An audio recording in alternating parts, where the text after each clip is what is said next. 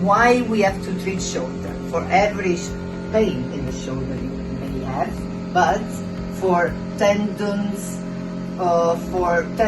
pain, tendons inflammation, frozen shoulder, what we want to do is enter deep into the joint. So we don't want this situation doing a superficial effect, but we want really to go inside. When we are here, the last 2 minutes is made on the bottom part of the shoulder, where to put reflex. Or here, where normally people feel tense because of the inflammation of the shoulder, or where people feel the pain that normally is exactly in the arm, in the elbow, where our patient said to us, okay, I feel pain till here. Sometimes it goes till the hand.